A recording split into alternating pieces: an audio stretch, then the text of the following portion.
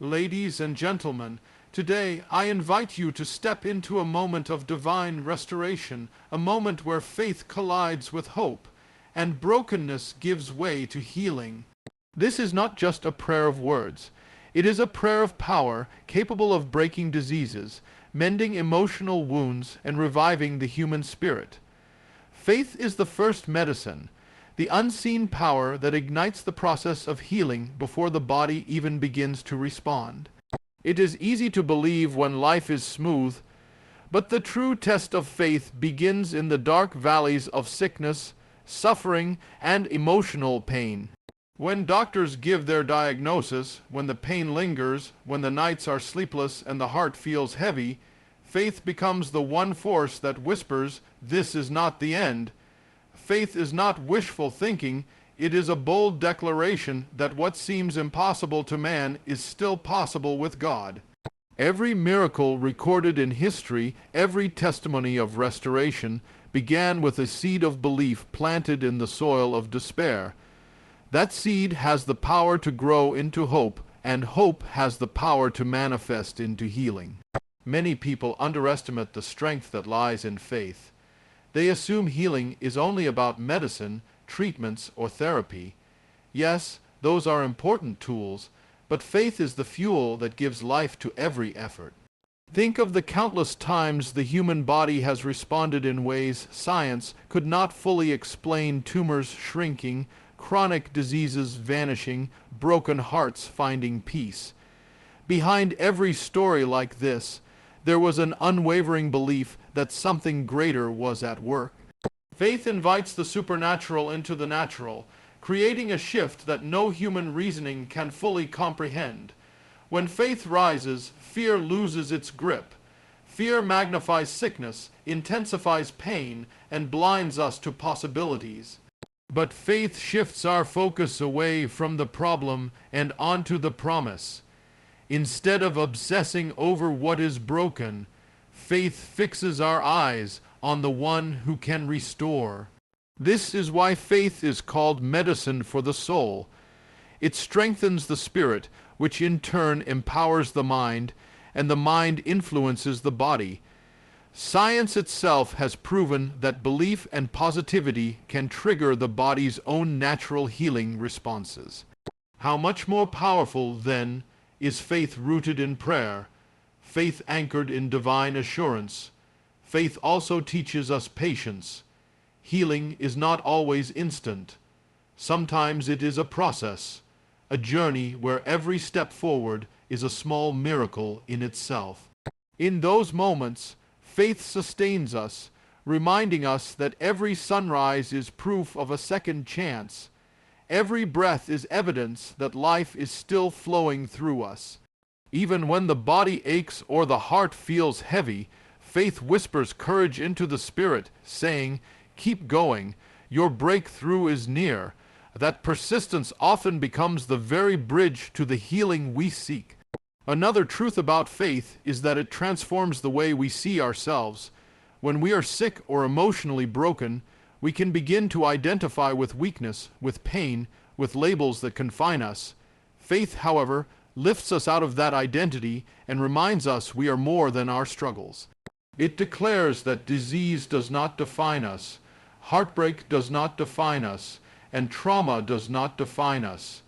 Instead, faith gives us a new identity, one rooted in strength, resilience, and divine love. That shift in identity is itself a healing because it changes the way we carry ourselves and the way we face challenges. Faith is contagious, too. When one person dares to believe, it inspires others around them to hold on. Communities are healed, families are strengthened, and hope spreads like fire. A mother's faith can bring comfort to a sick child. A friend's faith can lift another from depression. A community's faith can pray down healing where there seemed to be no answer. This is why faith is never meant to be hidden. It is meant to be shared, spoken, and lived out loud. Ultimately, faith is the bridge between human weakness and divine strength.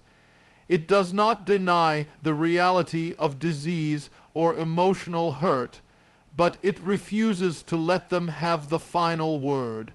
Faith says, "Yes, I see the storm, but I also see the one who calms it." And in that declaration, healing begins.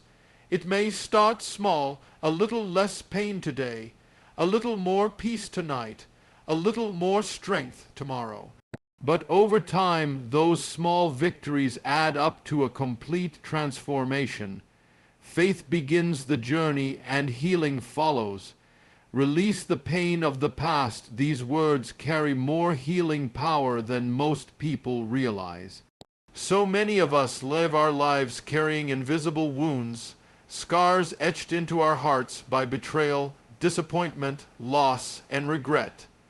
Emotional pain, unlike physical injury, doesn't always leave visible marks, yet it can be heavier than any disease of the body. It lingers quietly, affecting the way we think, the way we love, the way we trust, and the way we see ourselves. That is why releasing emotional hurt is not just about feeling better. It is about reclaiming your freedom, your peace, and your true identity. When you hold on to the pain of yesterday, you imprison yourself in a cycle that prevents healing today. But when you release it, you create space for peace, joy, and new beginnings to flow into your life. Letting go of pain does not mean pretending the past never happened. It does not mean the betrayal didn't hurt or the heartbreak wasn't real. It means you refuse to let those moments define your future. Too often, people allow old wounds to dictate their present actions. A person who was abandoned might struggle to trust again. Someone who faced constant rejection may believe they are unworthy of love. A broken friendship or shattered dream can create bitterness that seeps into every part of life. But prayer is the key that unlocks the door to release. When you pray sincerely, you invite divine power to heal places your heart has hidden away for years. You hand over the pain you were never meant to carry alone, and in that surrender, your soul finds rest. Forgiveness is one of the most powerful ways to release emotional pain. Many people resist it because they think forgiveness means excusing the wrong. But forgiveness is not about the other person. It is about you. It is about setting your heart free from the chains of anger and bitterness. Carrying unforgiveness is like drinking poison and expecting the other person to suffer. It eats away at your joy, your peace, and your health. Studies even show that unforgiveness and unresolved bitterness can lead to stress, related diseases, high blood pressure, and weakened immunity. But when you forgive, you do not excuse what happened, you simply choose not to let it hold you captive any longer. That choice is one of the greatest acts of self-healing you will ever experience. Prayer strengthens this process because it shifts your focus from the offender to the healer. It invites God's grace into your heart, enabling you to release what feels impossible to release on your own. Through prayer, you find the strength to say, "I let this go, I release this pain, and I open myself to healing." With each prayer, the grip of the past weakens and your spirit becomes lighter. Releasing pain is rarely a one-time event, it's a journey. Some days will be harder than others, but persistence in prayer will eventually bring freedom that cannot be shaken. Another layer of releasing emotional pain is letting go of self-condemnation. Many people are held hostage not by what others did to them, but by what they did themselves. Regret can be as heavy as betrayal. Mistakes from the past echo in the mind, whispering, "You are not worthy, you will never change, you will always fail." But those are lies. Every single person has stumbled. Every single person has a story they wish they could rewrite. But the beauty of prayer is that it connects us to grace that erases shame. It allows us to release self, blame, and walk forward with the assurance that we are not defined by our worst moments. Healing requires that you forgive yourself just as much as you forgive others.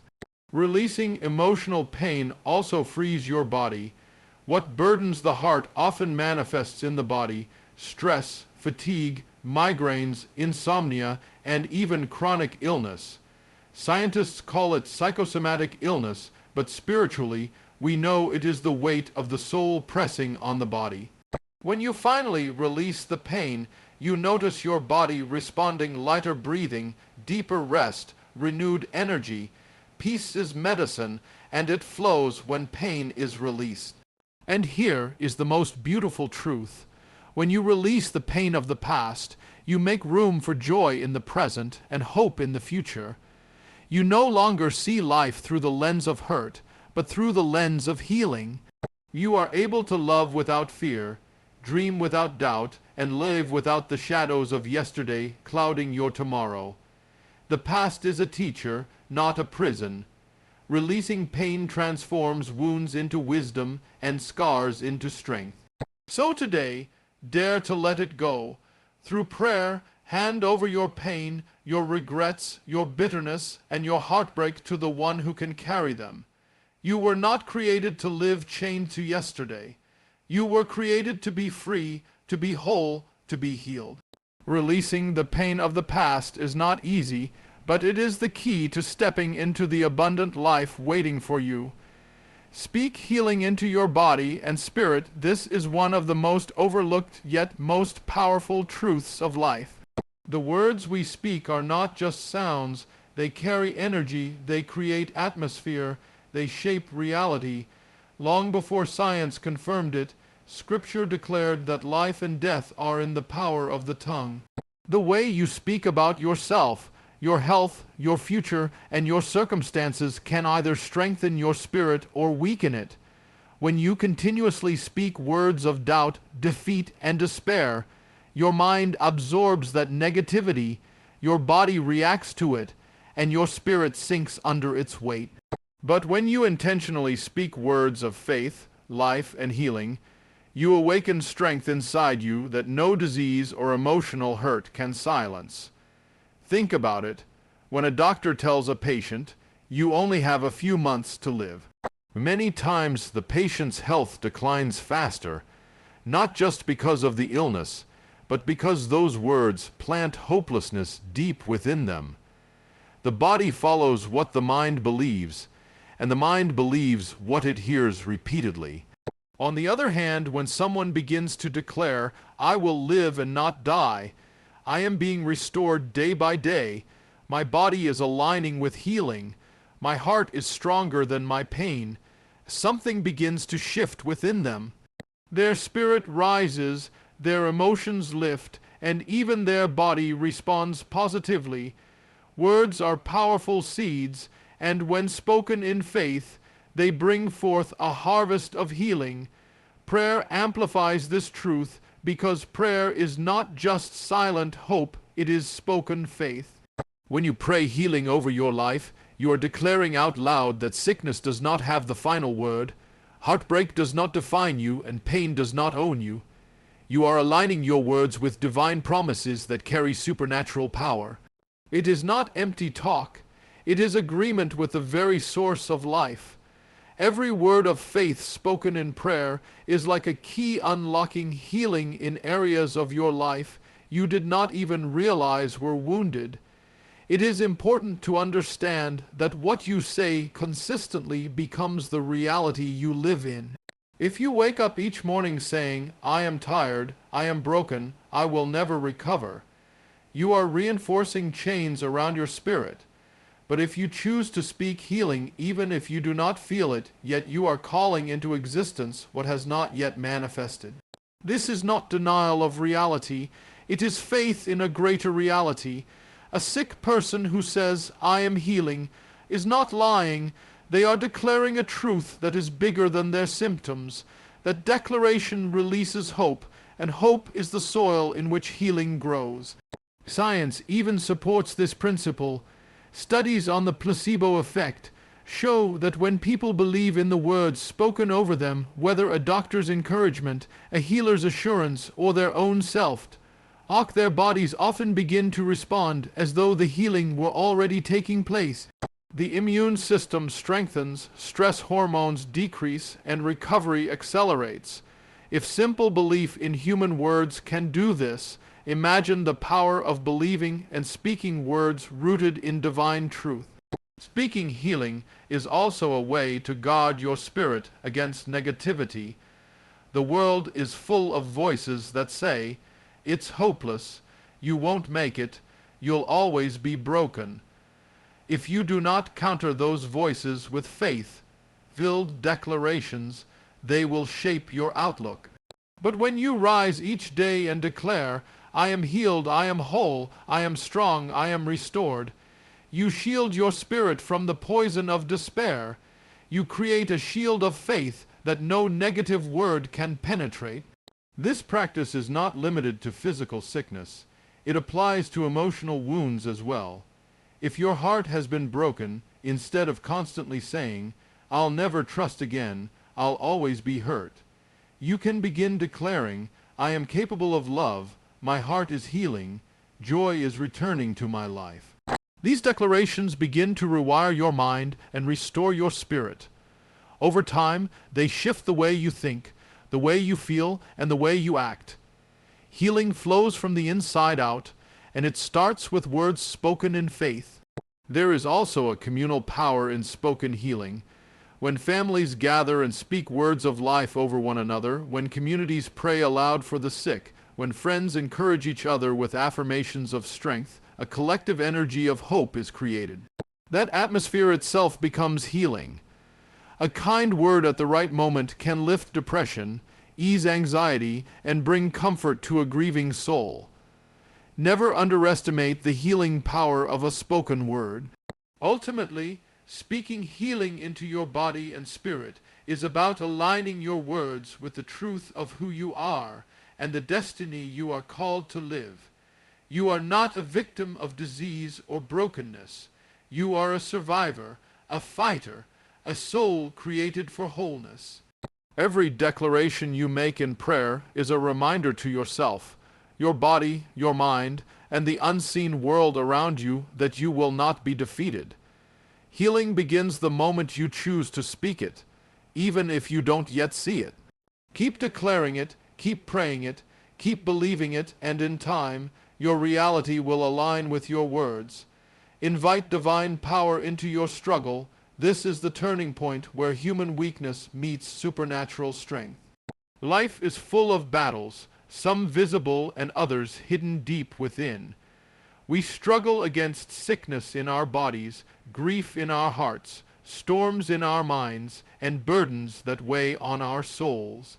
Often, we try to fight these battles alone, relying only on our strength, our intelligence, or the advice of others. But the truth is, human power has limits. Doctors can only go so far, friends can only comfort for so long, and our own endurance can only stretch so wide before it snaps. That is why inviting divine power is not a sign of weakness. It is an act of wisdom. It is the recognition that we were never meant to carry the heaviest battles on our own shoulders.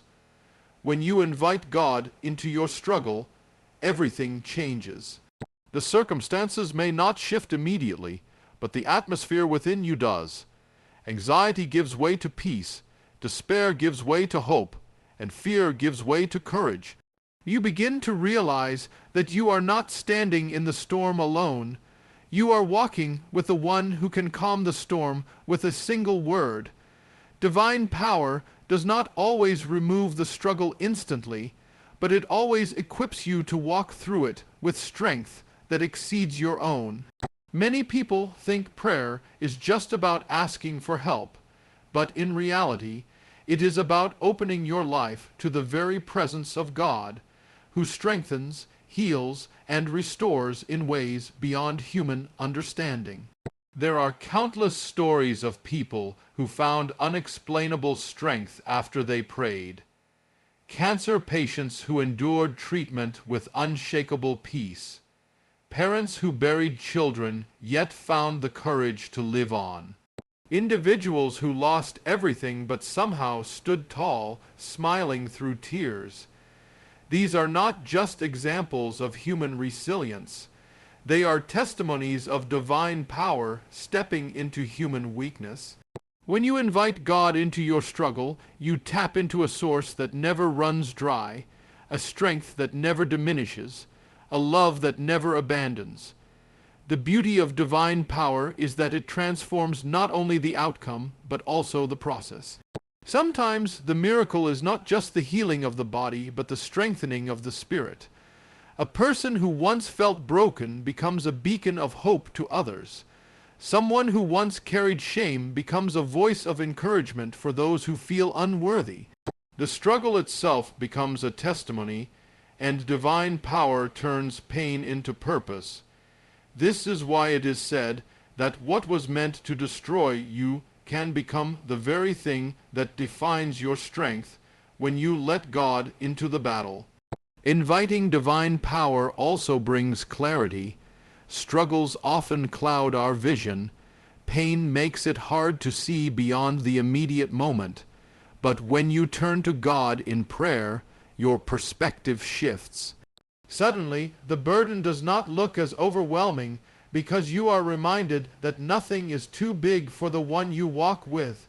You may not see the full solution yet, but you begin to trust that there is a way forward. That trust itself is healing because it lifts the weight of control from your shoulders and places it in the hands of the Almighty. This act of surrender is not about giving up. It is about letting go. It is saying, I have done all I can, and now I place the rest in your hands. That surrender opens the door for miracles, because divine power often flows where human effort ends. Some of the greatest breakthroughs in life happen not when we push harder, but when we finally stop struggling alone and invite God to step in. And inviting divine power does not mean you will never face trials again. It means that no matter what storm comes, you will never face it powerless. It means sickness may test your body, but it will not steal your hope. It means grief may break your heart, but it will not break your spirit. It means fear may whisper lies, but truth will always speak louder. Divine power does not just help you survive the struggle, it helps you rise above it. Every time you pray, every time you lift your eyes from the problem and fix them on the source of healing, you are inviting divine power into your life, and when that power enters, things shift. Sometimes the disease disappears, sometimes the pain fades, sometimes the broken pieces of your heart are mended in ways you never thought possible.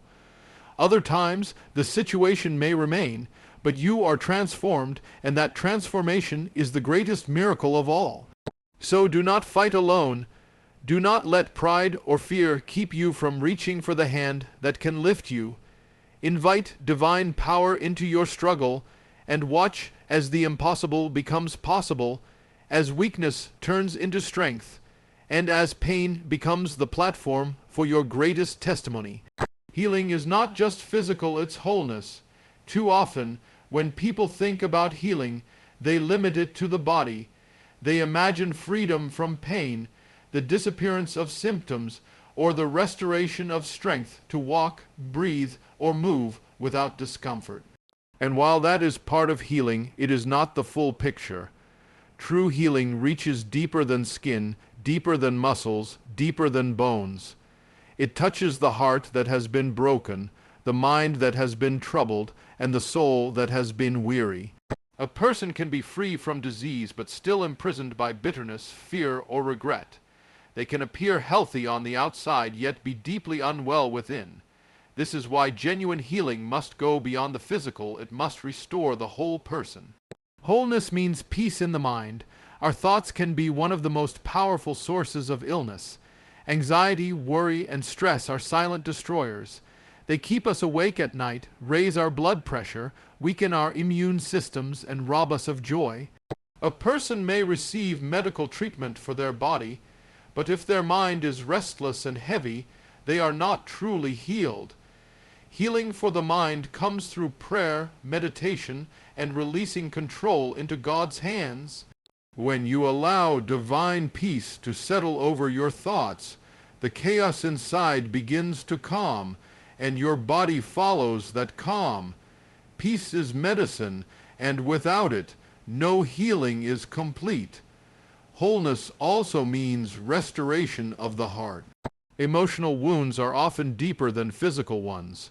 A broken relationship, a betrayal, the loss of a loved one, these experiences leave marks that cannot be seen on an X-ray, but they can bleed for years.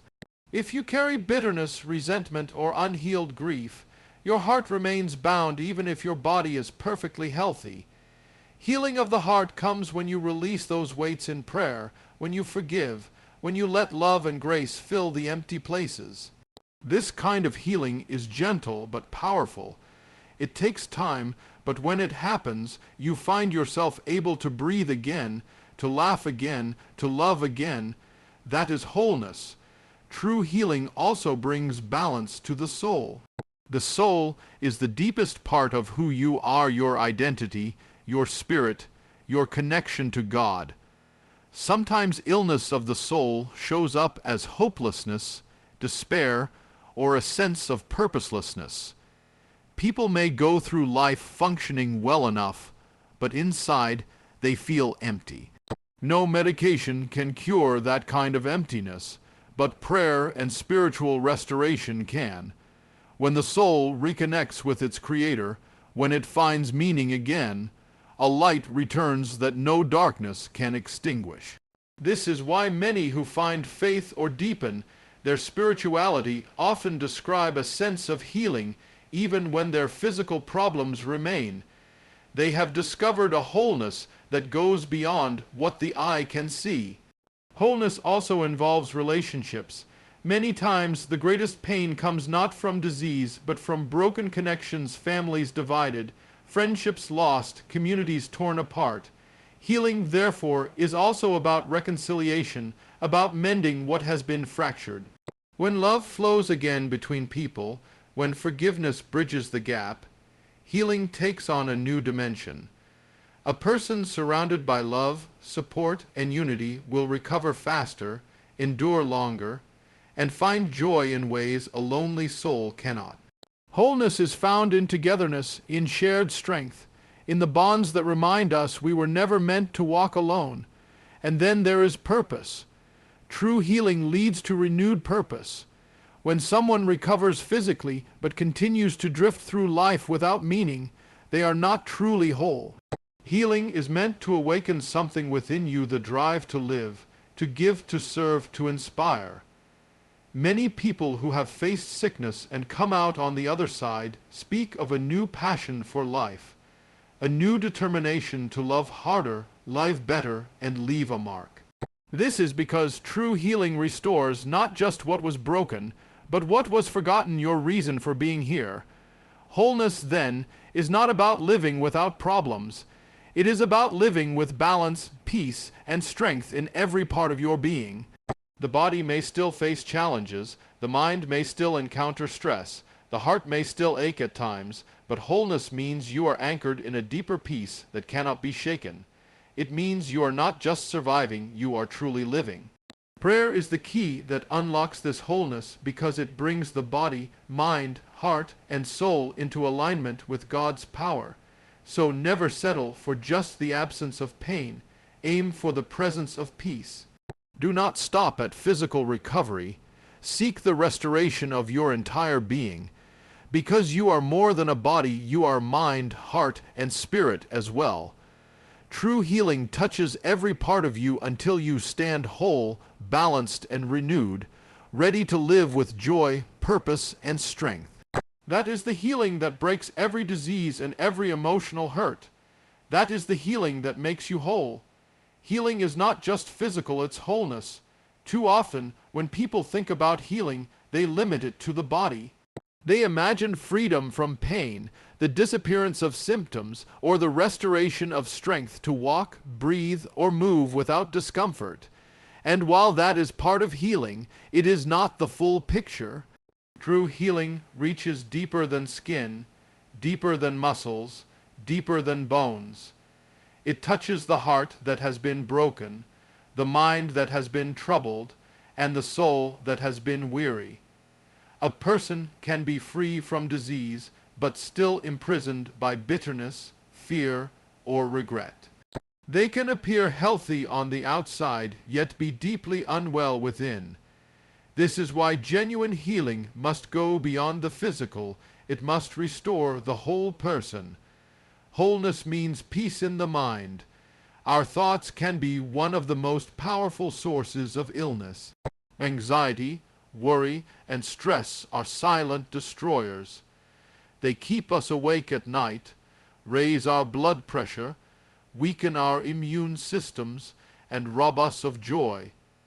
A person may receive medical treatment for their body, but if their mind is restless and heavy, they are not truly healed. Healing for the mind comes through prayer, meditation, and releasing control into God's hands. When you allow divine peace to settle over your thoughts, the chaos inside begins to calm, and your body follows that calm. Peace is medicine, and without it, no healing is complete. Wholeness also means restoration of the heart. Emotional wounds are often deeper than physical ones. A broken relationship, a betrayal, the loss of a loved one, these experiences leave marks that cannot be seen on an X-ray, but they can bleed for years.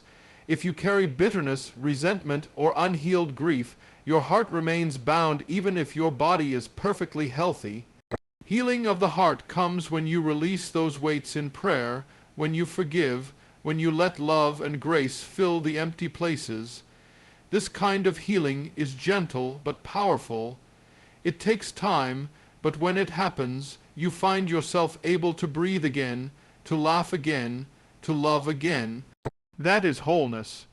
True healing also brings balance to the soul. The soul is the deepest part of who you are, your identity, your spirit, your connection to God. Sometimes illness of the soul shows up as hopelessness, despair, or a sense of purposelessness. People may go through life functioning well enough, but inside they feel empty. No medication can cure that kind of emptiness, but prayer and spiritual restoration can. When the soul reconnects with its Creator, when it finds meaning again, a light returns that no darkness can extinguish. This is why many who find faith or deepen their spirituality often describe a sense of healing, even when their physical problems remain. They have discovered a wholeness that goes beyond what the eye can see. Wholeness also involves relationships. Many times, the greatest pain comes not from disease, but from broken connections, families divided, friendships lost, communities torn apart. Healing, therefore, is also about reconciliation, about mending what has been fractured. When love flows again between people, when forgiveness bridges the gap, healing takes on a new dimension. A person surrounded by love, support, and unity will recover faster, endure longer, and find joy in ways a lonely soul cannot. Wholeness is found in togetherness, in shared strength, in the bonds that remind us we were never meant to walk alone. And then there is purpose. True healing leads to renewed purpose. When someone recovers physically but continues to drift through life without meaning, they are not truly whole. Healing is meant to awaken something within you, the drive to live, to give, to serve, to inspire. Many people who have faced sickness and come out on the other side speak of a new passion for life, a new determination to love harder, live better, and leave a mark. This is because true healing restores not just what was broken, but what was forgotten, your reason for being here. Wholeness, then, is not about living without problems. It is about living with balance, peace, and strength in every part of your being. The body may still face challenges, the mind may still encounter stress, the heart may still ache at times, but wholeness means you are anchored in a deeper peace that cannot be shaken. It means you are not just surviving, you are truly living. Prayer is the key that unlocks this wholeness because it brings the body, mind, heart, and soul into alignment with God's power. So never settle for just the absence of pain.